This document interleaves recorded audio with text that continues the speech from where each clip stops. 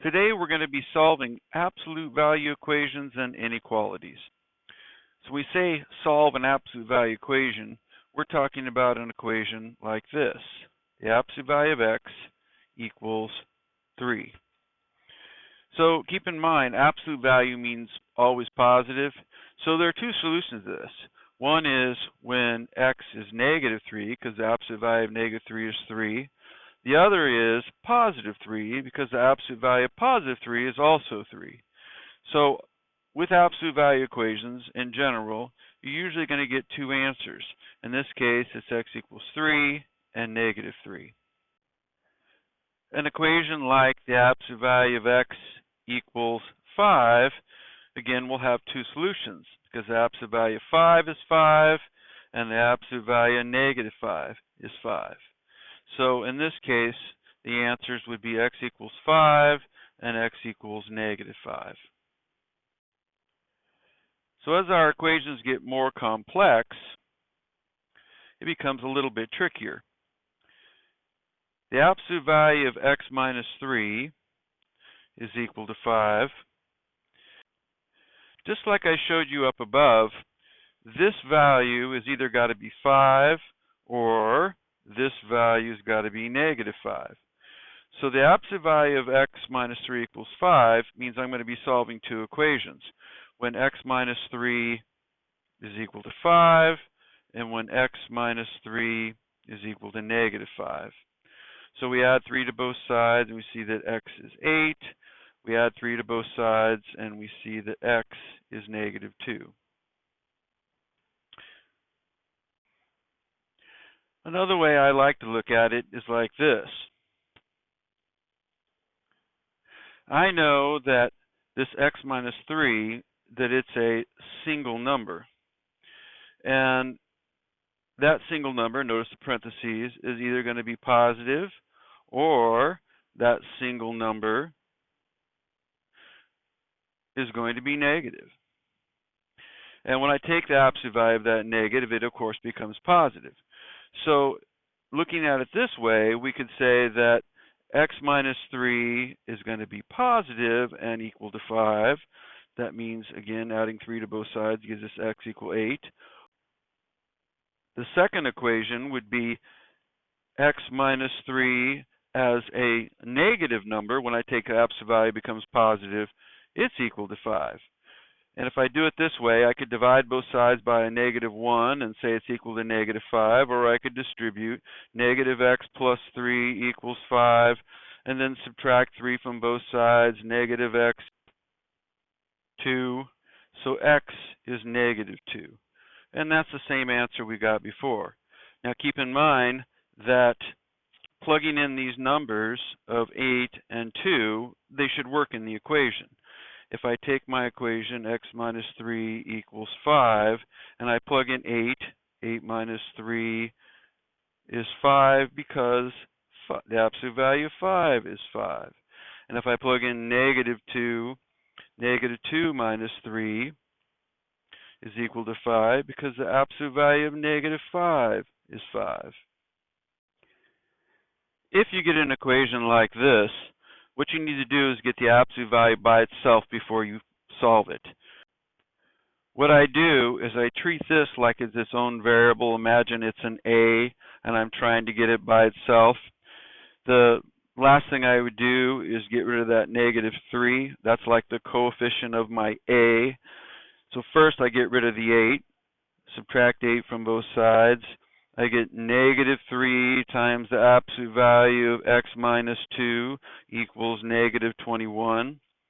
Then I'm going to get the absolute value by itself. Again, think of it like a variable, like an a, and I'll divide both sides by negative 3.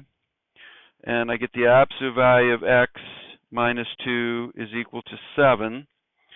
And now at this point, I know that this value is either got to be 7 or negative 7, because the absolute value of 7 is 7, and the absolute value of negative 7 is 7.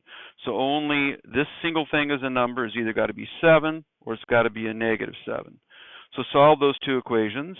X minus 2 is either got to be 7 or x minus 2 is got to be negative 7. If it's 7, then x equals 9. Notice that if I take and plug in right there, 9 minus 2 makes positive 7. And here, if I add 2 to both sides, I get x equals negative 5. If I plug in negative 5 minus 2 makes negative 7. The absolute value of negative 7 is 7. Last thing I'll point out with equations is if you get an equation like this, the absolute value of x equals negative 4, be aware that this is not possible. Absolute value is always positive, and I can't take something that's always positive and make it equal to a negative number. There is no solution for this. However, if the equation had been the opposite of the absolute value of x equals negative 4, I would have divided both sides by negative 1 before I tried to solve it and get the absolute value by itself. Absolute value x equals 4, and then I can see there are two values that would work there. One would be 4 and the other would be negative 4. Before we talk about solving absolute value inequalities, I want you to remember back to Algebra 1 when you solved compound inequalities. There were two types. There was and or. If I write an inequality like negative 3 is less than x, which is less than 2, that is two statements wrapped up into one. It's x is greater. Notice how they open sides towards the x, right? Like right here. X is greater than negative 3, and two things have to happen. It's greater than negative 3, and it's less than 2. Both of those have to occur at the same time. On a number line, it looks like this. Open circle on the negative 3, because negative 3 is not greater than negative 3. It's got to be greater than negative 3, but at the same time, it's got to be less than 2, and it can't be equal to 2, so an open circle. An and graph always looks like this. What I tell my students is they kind of look like barbells, you know, the weights you lift up and down. That's what and looks like. An or graph, like x is less than negative 1 or x is greater than 2, is different. With or, the solutions both work, and if they work in either half. So over here,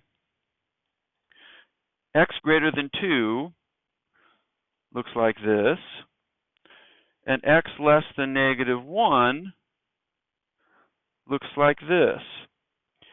And they both don't have to happen at the same time. Both of those are solutions. That's the difference between or and. This same kind of thing happens with absolute value equations. Let's take a look at an absolute value inequality. The absolute value of x is less than 2. Look at a number line and think about what makes a solution to that inequality.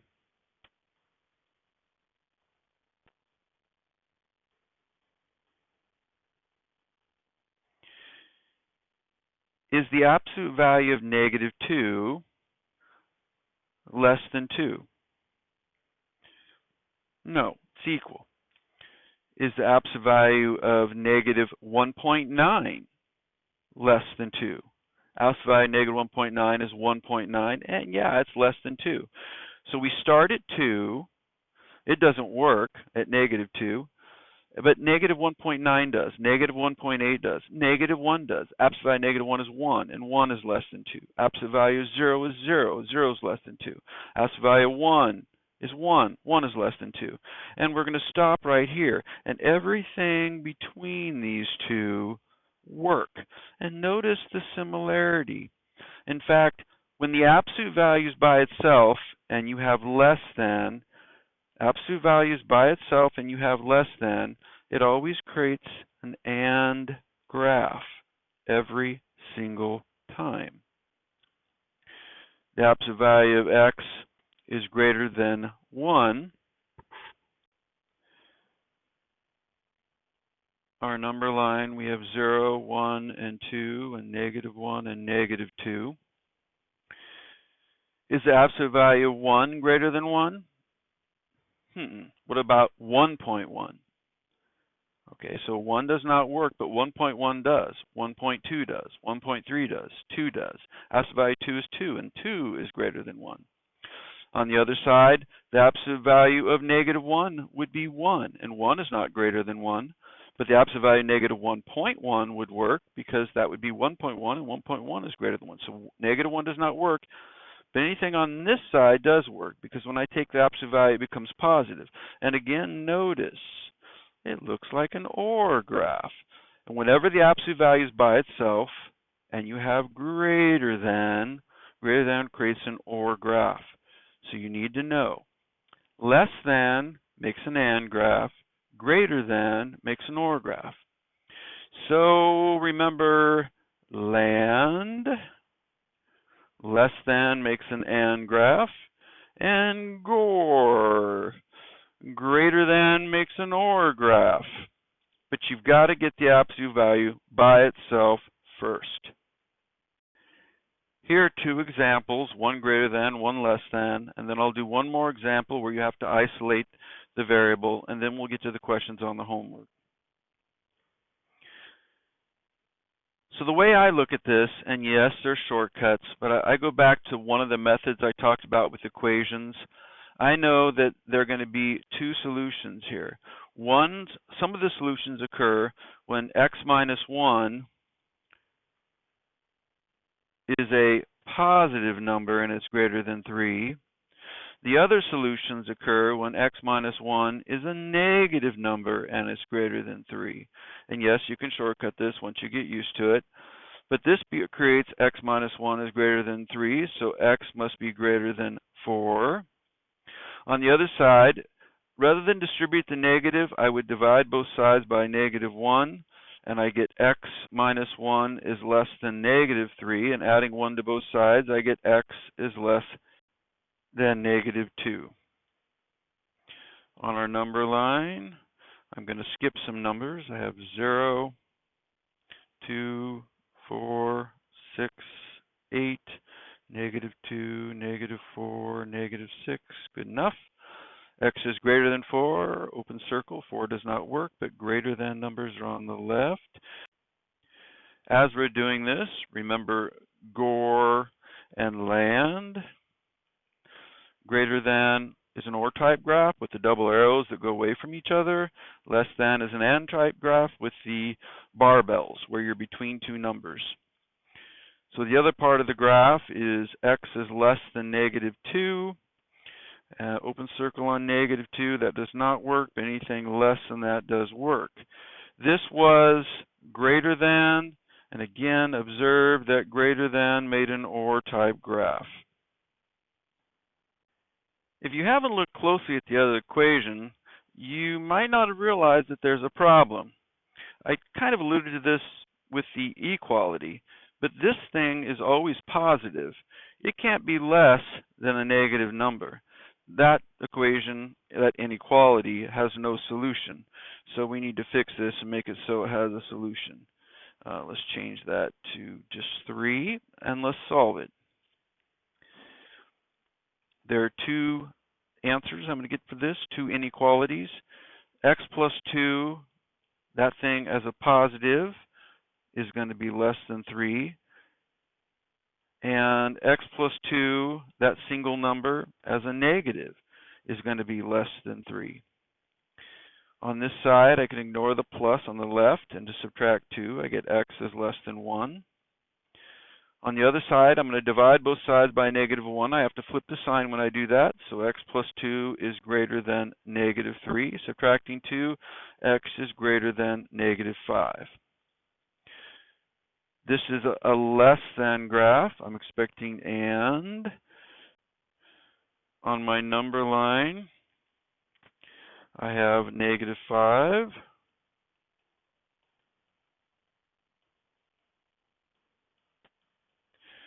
It's going to be greater than negative 5, not including negative 5. At the same time, it has to be less than 1. And open circle.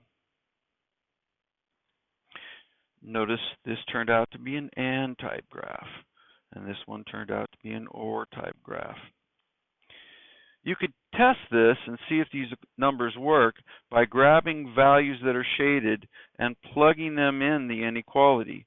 If you plug any of those shaded numbers in for x in either equation, the shaded numbers, they should work. And if they don't work, something went wrong. Here's the last example. First thing I want to point out here is you must isolate the absolute value before you decide whether it's an and or an or. You can't tell until the absolute value is by itself. You might look at this and go, oh, it's greater than. Greater than ought to be or, land and gore. But it's not going to turn out that way. Observe. Let's get the absolute value by itself. First, we'll add 12 to both sides, just like an equation. We'll eliminate this 2 last. We get negative 2 times the absolute value of x minus 5 is greater than negative 6. Then we'll divide both sides by negative 2. Absolute value of x minus 5, you divide it by a negative, you have to flip the sign, so it's less than 3. Now that the absolute value by itself, I can see the less than, and I'm thinking land less than makes an and type graph. I'm expecting the barbells where you're between two numbers. So we're going to set up our two equations. X minus 5 is, as a positive thing, is less than 3, and x minus 5 is, there's some negative values that are less than 3. This becomes x is less than 8, adding 5 to both sides. This is x minus 5 is greater than negative 3, adding 5 to both sides. X is greater than 2. On our number line, we'll count by 2's.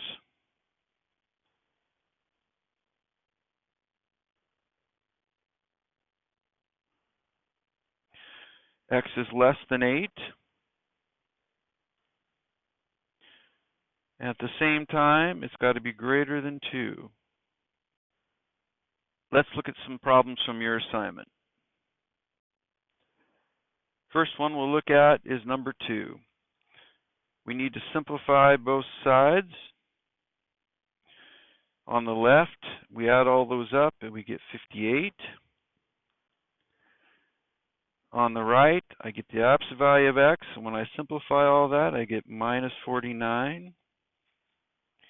Get the absolute value by itself, add 49 to both sides. 58 plus 49 is 107. So there are two values that make this equation true. One is 107, the other would be negative 107, because the absolute value of negative 107 is 107. Question 3, I'm going to solve two equations. One is when 7x minus 6, that number is positive, and it's equal to 18. The other is when 7x minus 6 as a negative number makes 18. Because when I take the absolute value, that becomes positive. So solve both of those equations and you got it. Or you could just look at this and say, I know that 18 and negative 18 in the absolute value, if it's inside the absolute value of 18 and negative 18 make 18. So 7x minus 6 has got to be 18, or 7x minus 6 has got to be negative 18. So here's 7x is equal to 24, and divide by 7, that's messy, x is 24/7. Over here, we'll add 6 to both sides, 7x equals negative 12, and we'll divide by 7, and x is negative 12/7. Note that it's fairly easy to plug these in and see. Even the fractions is very simple. If I plug in 24/7, 7 times 24/7 minus 6. The 7's cancel, and 24 minus 6 is 18. And then negative 12 sevenths times 7. If I plug that in for x minus 6, the 7's cancel, and negative 12 minus 6 is negative 18, but it's in the absolute value, so it becomes 18. With these two questions, isolate the absolute value first. Absolute value of x minus 5 plus 2 equals 6. We'll subtract 2 from both sides, so it's equal to 4. So there are two values that would work here. Negative 4, the absolute value of negative 4 would be 4, and the absolute value of 4 would be 4. So x minus 5 has got to be 4, or maybe x minus 5 has got to be negative 4. That gives us two answers. One is 9, and the other is 1. And it says list them with commas. It's not an ordered pair. Don't put it in parentheses. 9, 1 is fine. On 7, get the absolute value by itself. Subtract 11 from both sides first. 3 times the absolute value of 4x minus 2 is equal to 5. Divide by 3. 4x minus 2 is equal to 5/3. I would go ahead and use a calculator on this. If I didn't have a calculator, I would temporarily eliminate fractions. Your answer is going to have fractions in it. We have two equations here. One is 4x minus 2 is equal to 5/3. The other is going to be 4x minus 2 is equal to negative 5/3. This thing in the parentheses has either got to be 5/3 for the absolute value to be 5/3, or negative 5/3 for the absolute value to be positive 5/3. Add 2 to both sides.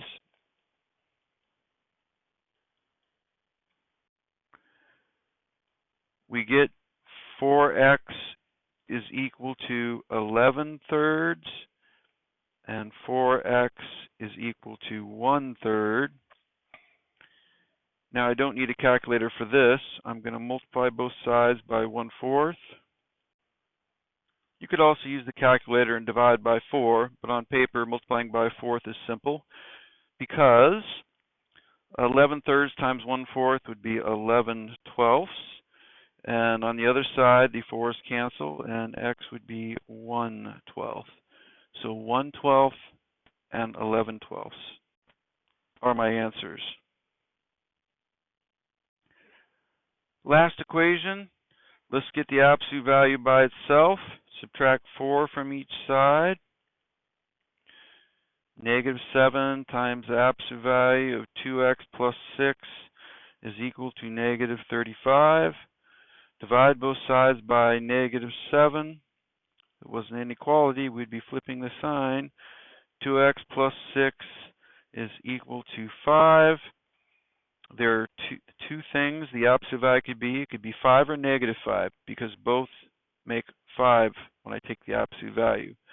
Two equations here. 2x plus 6 is equal to 5. 2x plus 6 could be equal to negative 5. So 2x equals negative 1, subtracting 6 from both sides. Dividing by 2, x is negative 1/2. Here we'll subtract 6 from both sides. 2x would be negative 11. Divide by 2, and x is negative 11/2. Here are 3 inequalities from your assignment. This is a less than. We're thinking land. Less than is and. It's supposed to make barbells where we're between two numbers. 3x minus 3, that single thing as a number could be positive and make values that are less than 2. 3x minus 3 as a single number could be negative and make values that are less than 2. This becomes 3x is less than 5. Here I'll divide by negative 1. 3x minus 3 is greater than negative 2. On this left here, divide by 3, x is less than 5/3. On the right, we'll add 3. 3x is greater than 1. and divide by 3, and x is greater than 1/3. An interval notation it asks for. We're not including either one. There's no equal to. So we have parentheses, x is greater than 1/3 and less than 5/3. Remember, a bracket means we include the value. Number 16 is a greater than graph. We're thinking GOR, greater than makes an OR type graph where we've got things heading away from each other, but we're doing interval notation. So I'll remind you of a couple things from chapter 1. There are two equations here. One is 4x plus 5 is greater than 1, and that thing is a single number. It could be positive. There are values that would work. 4x plus 5 as a single number. There could be some negatives that when I take the absolute value become positive and are greater than 1. Well, on the left, we'll subtract 5. 4x is greater than -4, and we'll divide by 4, and x is greater than -1. On the left side, we have to divide by -1 first, so 4x plus 5, we'll flip the sign, is less than -1. Subtracting 5, 4x is less than -6. Dividing by 4, running out of room here, x is less than, divided by 2, top and bottom, it becomes -3/2. Now, quick reminder, this is supposed to look like this. Now, I'm not putting values on this, but on the left side, we're going to be shading this way, and on somewhere over here on the right side, we're going to be shading that way. It's an OR type graph, but this says interval notation. The question could have been written in such a way that we put OR in there. But if you vaguely recall back, because we haven't seen it, I had to reach into the recesses of my brain too. For OR, typically you often see union. And that means my answer is two things put together. And that's what we do when we use an OR graph. We say, hey, it's this side on these answers on the left and these answers on the right, and together, the union of them together, when I put them together, that gives me my entire answer. So what they want here is on the left side, all my numbers have to be less than -3/2. So I'm going this direction forever to -infinity. Remember the parenthesis because we can't include infinity. And where do they start? They start at -3/2. From -3/2 to -infinity, that's that side, together with the union of those two. And you'll have to grab that in the equation menu there when you click using WAMAP. On the other side, all my numbers have got to be greater than -1. So they start at -1 and go this direction forever to positive infinity.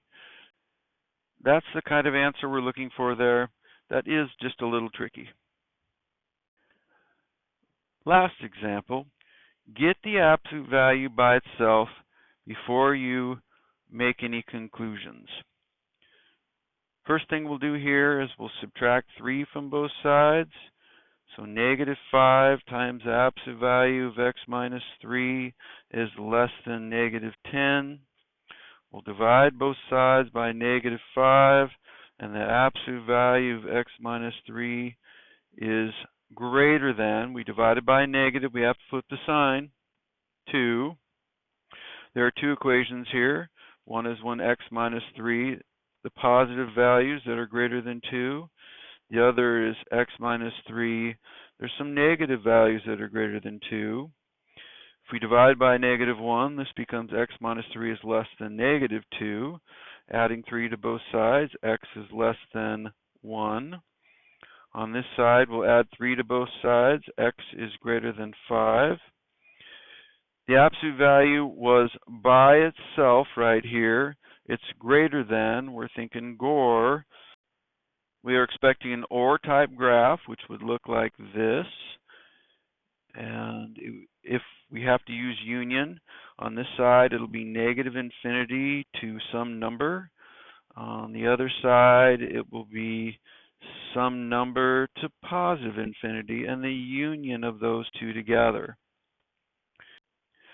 Looking at our answers, we have negative infinity to 1, the union of that with 5 to infinity, from 5 to infinity, and from 1 to negative infinity.